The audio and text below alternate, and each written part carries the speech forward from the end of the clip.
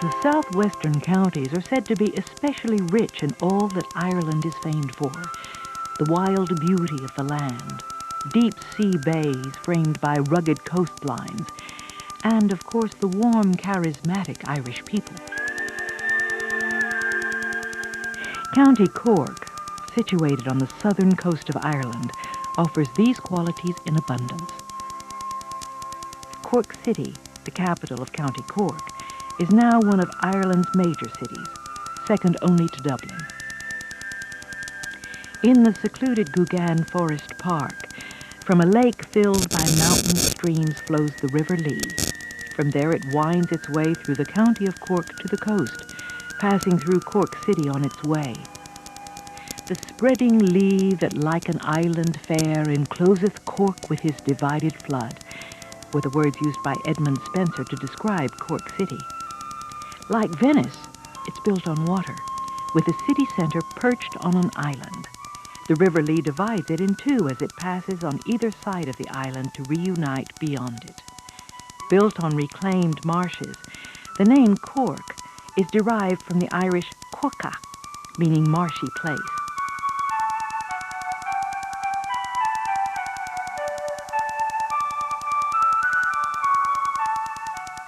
The city actually dates back to the 7th century and is said to have grown from a monastic settlement founded by St. Finbar, a religious figure whose religious establishments contained at least 700 priests, monks, and students. Cork still pays tribute to its founder, and today people can visit St. Finbar's Cathedral. Built of pale gray limestone, this stately cathedral lies on the original site of St. Finbar's monastic settlement.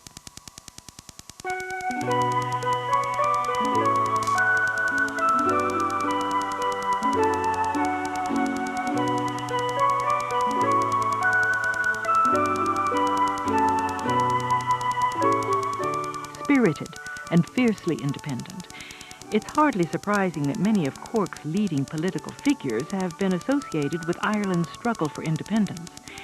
One of Ireland's great heroes, Michael Collins, was born and died in West Cork. He was one of the leaders who helped win the battle for independence. However, a more moderate figure in Cork's history was Father Theobald Matthew, who formed the Cork Total Abstinence Society. Within 2 years of forming the society, he had persuaded thousands of people to abstain from drinking alcohol. I think you'll agree that this was quite an achievement when you consider just how much the Irish like to enjoy themselves.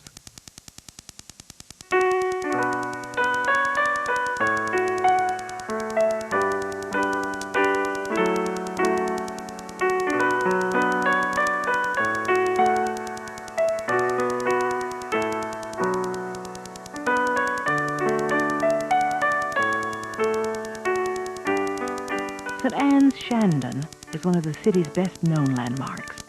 You can sometimes hear the chimes of the church bells as they echo about the bridges and quays of the city. Built in 1722, St. Anne's Shandon stands on the original site of a medieval church.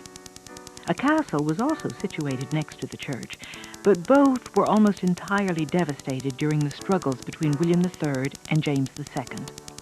St. Anne's was built on the site of the old church using materials from it. The name Shandon means old fort.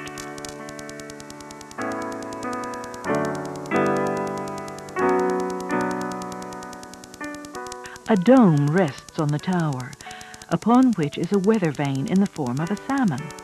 Measuring 11 feet, this is to herald the salmon industry on the River Lee, which flows through Cork. The salmon fishing industry is of such vital importance to Cork, it's hardly surprising that it should be honored in this way.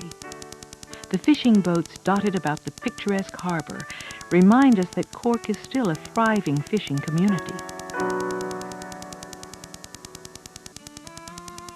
Another piece of heritage is the Cork Examiner. Locally, it is simply referred to as the paper, but is in fact a fine piece of journalism and has been printed every day without fail since August 1841, over 150 years. The Evening Echo has had a shorter but still impressive reign, having been in production for 100 years. A statue known as the Echo Boy commemorates this. It depicts a young boy selling newspapers, calling through the dusk to passers-by to buy a copy.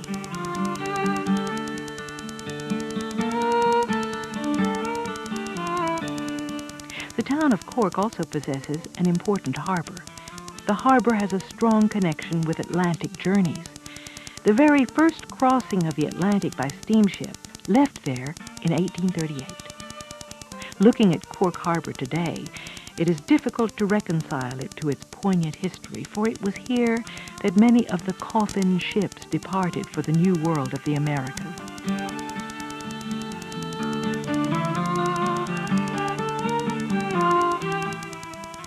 They were called the coffin ships because for thousands of emigrants, Cork Harbor would probably be their last sight of Ireland.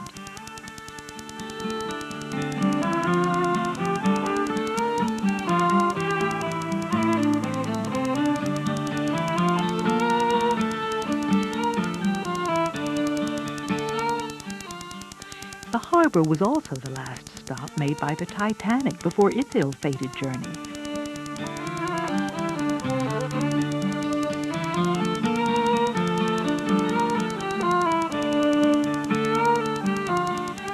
Another port and major town is the historic walled port of Youghal.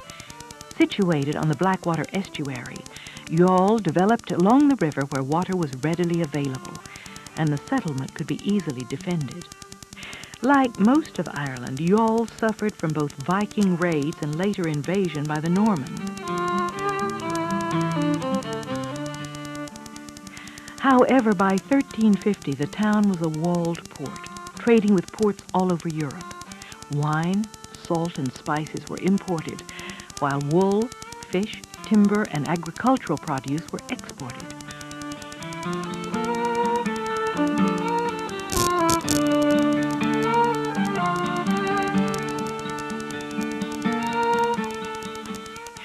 Today, fresh fish is still readily available, and the sight of fishermen working on the quays is not uncommon.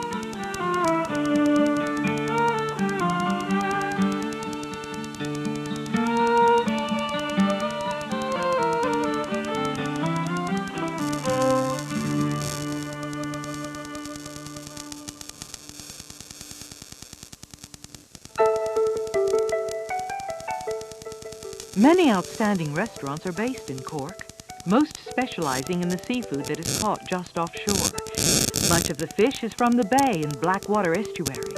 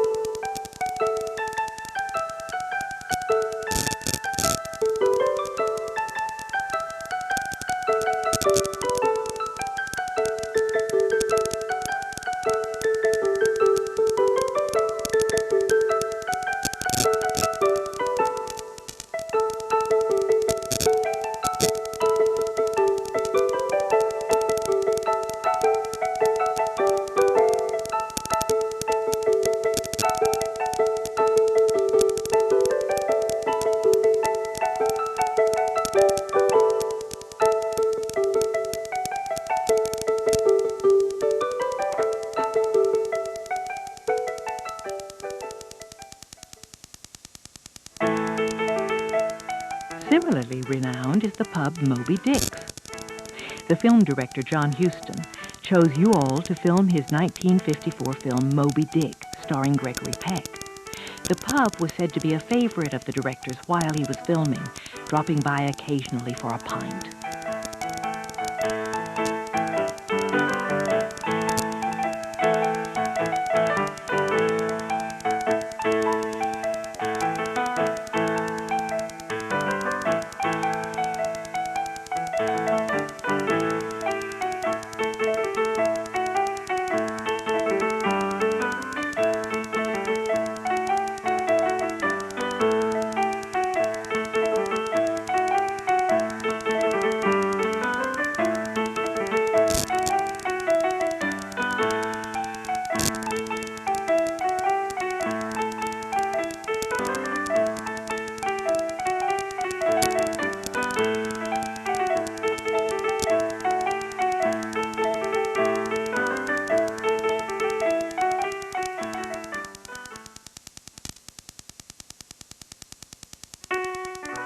Probably you all's best-known historical figure is Walter Raleigh, who from 1588 to 1589 was mayor of the town.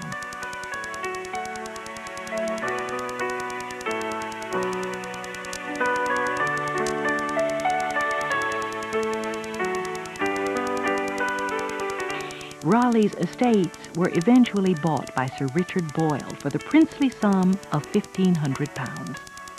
Boyle was subsequently made Earl of Cork in 1620, and a figure representing Richard Boyle can be seen in the church at Youghal.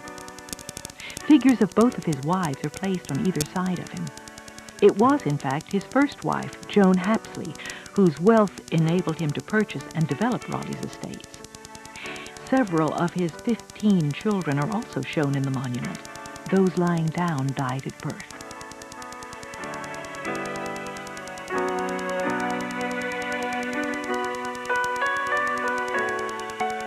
This monument is situated in St. Mary's Church of Ireland, a stately building with its weathered walls covered in moss. This was originally a Danish church. However, extensive damage in 1220 caused much of the old church to be destroyed, and a new one was built incorporating elements of the old church. Nonetheless, it remains one of the oldest churches still in use in Ireland.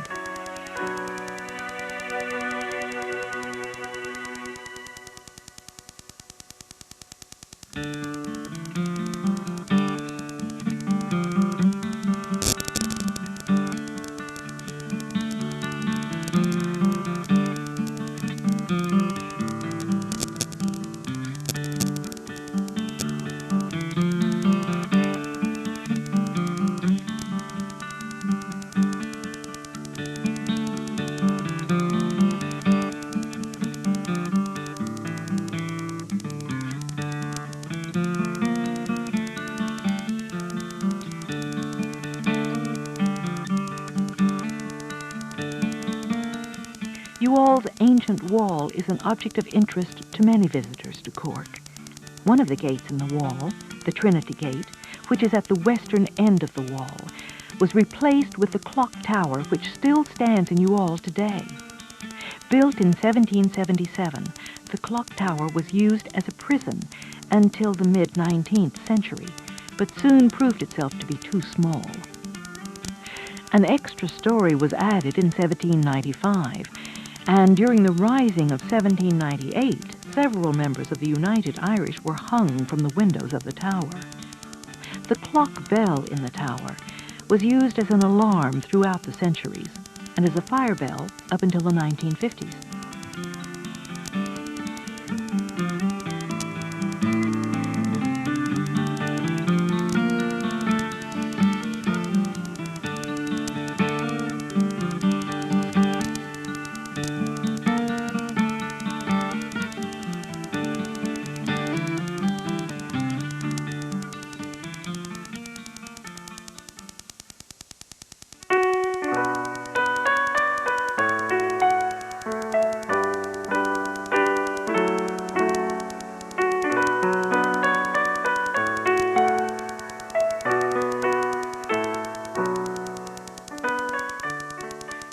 The little town of Kinsale is a very popular destination in Cork.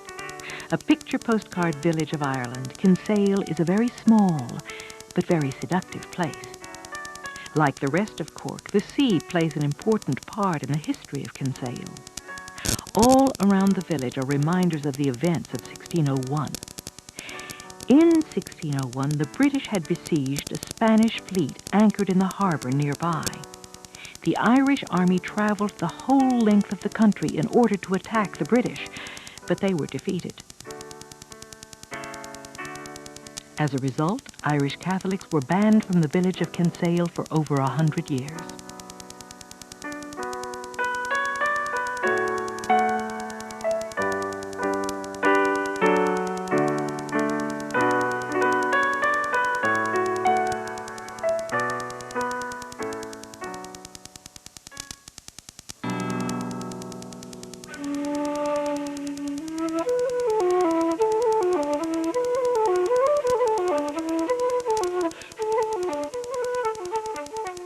A place of equal history but considerably more fame than anywhere else in Cork is Blarney Castle. Dating back to the 15th century, for the first 200 years of its life, Blarney would have experienced all the triumph and glory of war as any castle in Ireland. Standing by the castle's roughened walls today, there is still a sense of majesty and magic. Perhaps more so because this is the home of the famous Blarney Stone. Legend tells us that anyone that kisses the Blarney Stone gains the gift of eloquence. The origin of this has been lost in time, but the development of the word Blarney can be traced to Elizabethan times. It was Queen Elizabeth I who initiated the use of the word. During her reign, Elizabeth tried to impose greater demands on her Irish neighbors. Cormac Teach McCarthy, the Lord of Blarney at the time, had no intention of submitting to her demands, and cleverly managed to evade the Queen by shrewd letters full of flattery professing his loyalty to her. On receiving yet another such letter, Elizabeth shouted out in rage, "This man never means what he says. This is all Blarney." Hence, Blarney slipped into the English language, first being defined as persuasive talk designed to deceive, but not to cause offense. Over the years, the definition has changed and now refers to flattering talk, a fine flow of eloquence with just a touch of good-humored exaggeration. It is indeed this power which is bestowed upon anyone who kisses the Blarney Stone. A more cynical Frenchman described it as gaining the privilege to tell lies for 7 years.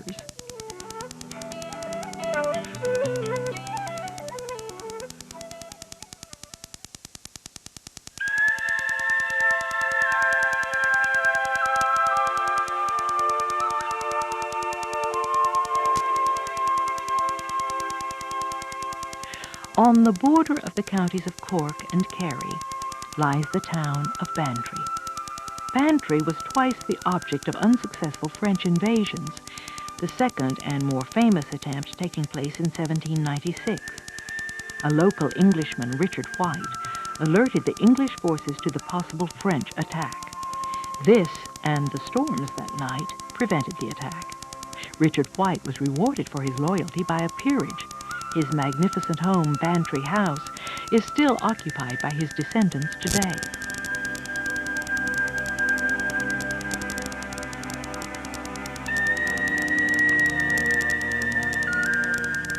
Beautifully situated, Bantry House overlooks the glassy sweep of Bantry Bay. Situated in Bantry Bay is the village of Glengarriff, a popular destination for prosperous Victorians during the late 19th century. Latterly, it has gained more fame from its proximity to Garnish Island and Bantry House. The journey to Garnish Island leads you across the sultry blue of Bantry Bay. A more placid scene can barely be imagined. In the distance, hazy mountains are piled about the bay's edge, the more prominent, conical-shaped mountain being Sugarloaf Mountain, the mountain of the wild people. As the boat makes its way across the gentle waters, birds and even goats watch you pass by. Groups of seals swim around the boat or lie gleaming on the wet rocks, lazily soaking up the sunshine.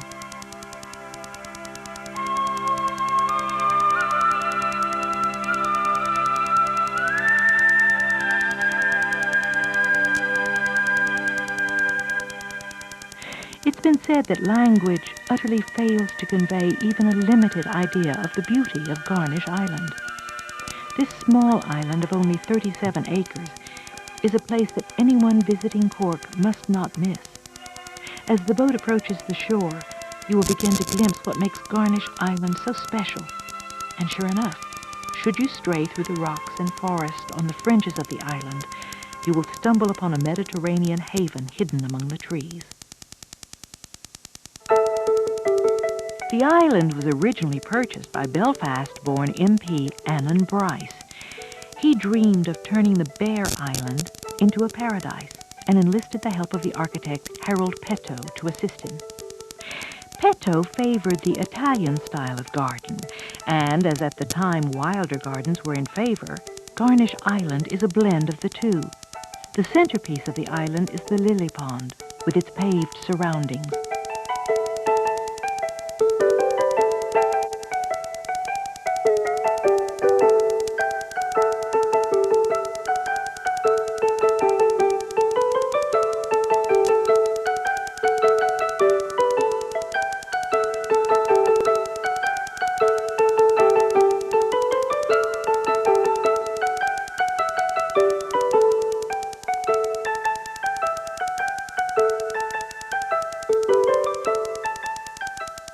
Exotic plants were imported to fill the garden. With the Mediterranean-type climate and the warm waters of the Gulf Stream, these plants still flourish today. There are rare conifers, camellias, and exotic bamboos, to name but a few. The dense splashes of color from the many different types of plants lie all around the walls of the Italian temple and buildings.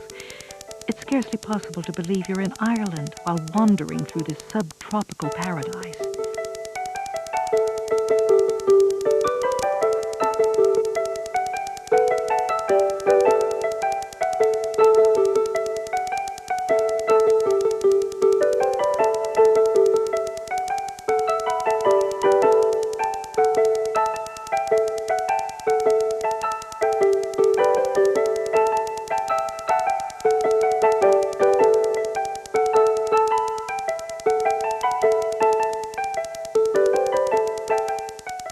Garnish Island reminds us that Ireland always has the ability to surprise. You never can tell what you will find in County Cork. A remote village, an ancient ruin, or even an Italian garden may lie just around the next corner.